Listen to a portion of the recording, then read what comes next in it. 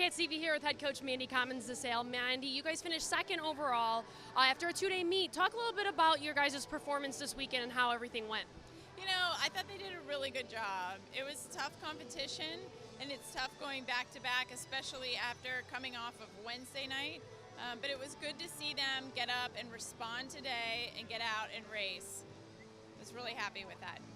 What does a two-day meet do for swimmers? You know, it's a little bit different than having, everything in one night. How do you guys have to prepare and train for something like that? So I think the biggest impact that it makes is on the end of the season and getting used to competing multiple days in a row. When our conference championship meet and our NCAA championship meet is 3-4 day format, so they've got to get used to swimming, getting up in the morning and going, and that's exactly what we're trying to mimic by doing a split meet like this, where we compete in the evening session and then we get up the next morning and have to do it all over again. Talk a little bit about who kind of stuck out to you these last 2 days and how they performed. So we had obviously Chris Brady was pretty solid in his distance events.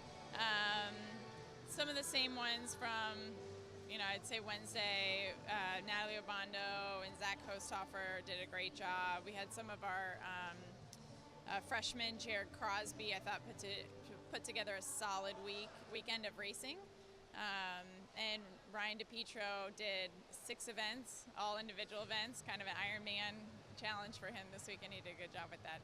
Speaking of the 1,000 meter and Chris Brady, you guys obviously actually kind of won all 3 heats today. Talk a little bit about how that kind of was for you guys and seeing the men kind of go out and kind of own that event. It was good to get up, race Ohio State in particular and be able to put up some W's against them. I think they did a good job going out, not shying away from competition, going out and racing whoever was around them. What are you guys hoping to take away from these last 2 days going into your next event?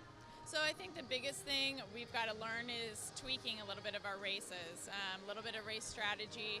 What do we need to do differently? What do we need to change going into our last 2 weekends of our dual meet season?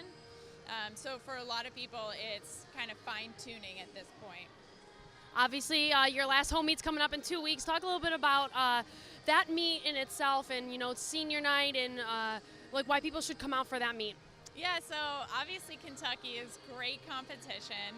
We have a fun night planned for our seniors, really recognizing them and honoring them and giving them a little tribute farewell for all of the work that they've done over the last 4 years.